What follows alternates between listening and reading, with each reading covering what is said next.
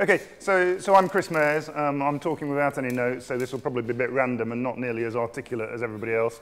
Let's see what we've got to say. So I think probably the highest level thing we talked about, which I guess comes under perceptions, is the fact that digital is incredibly pervasive.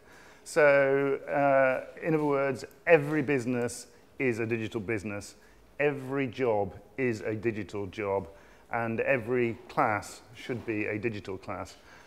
So we should be moving away from a space where people talk about IT as being something geeky that you go off and do if you're not going to be a fashion designer or a film producer or everything that kids aspire to be. It's something that you need in every job that you do. And it's interesting that if you look at the startups, particularly around here in Tech City, and we had somebody on our table who is running a startup, then it's quite common that every single person in the business has coding skills. That's not just the people who are actually developing the software, it's the finance team, it's the marketing team, it's the admin, it's everybody can actually do some coding. And the benefits to that are that the company is more coherent and jobs just get done more quickly. And that's going to be increasing the case in SMEs and in any large business. Whatever your job is, you are going to need to have some digital skills.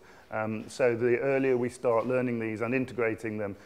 Someone made an interesting observation that it's a shame that digital doesn't begin with an R, because then we could talk about the 4 R's rather than the 3 R's. Although, of course, arithmetic and writing don't begin with R's either. So if someone could just say rigital instead of digital.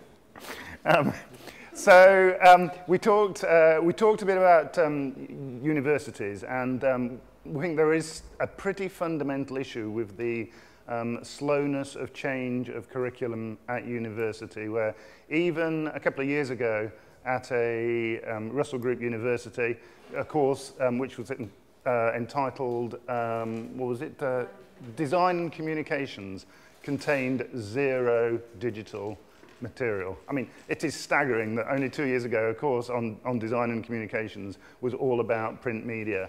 And so there is a significant activity to be undertaken with the universities, and whether this is government driven or else how, someone needs to go around all the university courses and give some sort of star rating on whether this course is fit for purpose in the digital economy.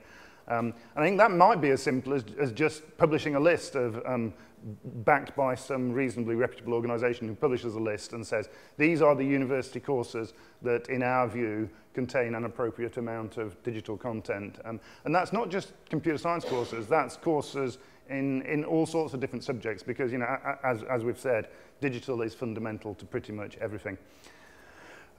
We talked about the question of digital natives and whether kids that grow up today are actually digital natives and whether that's actually the right thing to be thinking about anyway. And there's a strong consensus that being digitally intuitive is something that comes from being more than just a user of the technology. It comes from being a creator.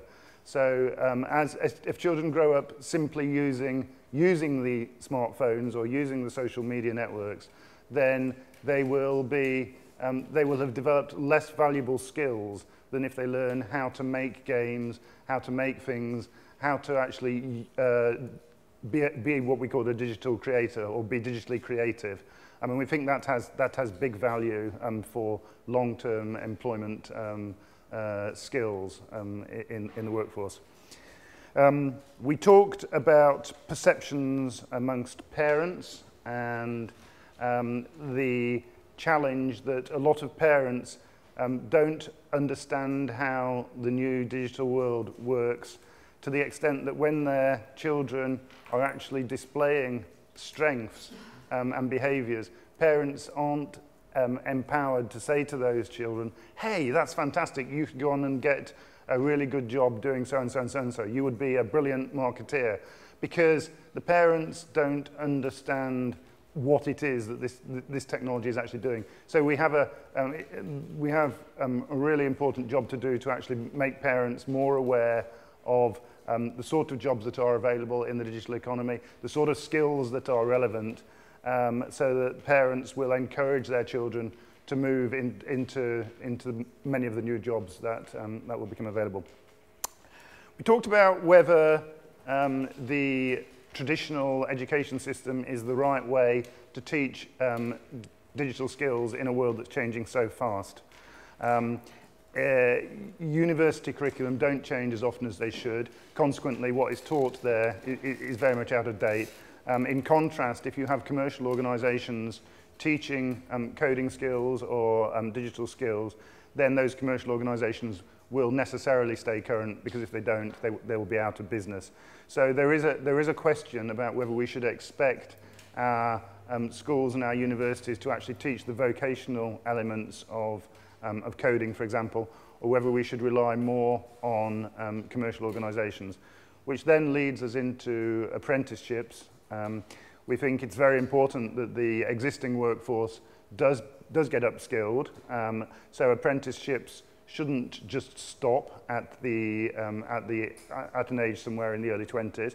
There are many people in the workforce now who will still be working in 20 or 30 years' time, but who've passed the traditional age of apprenticeships.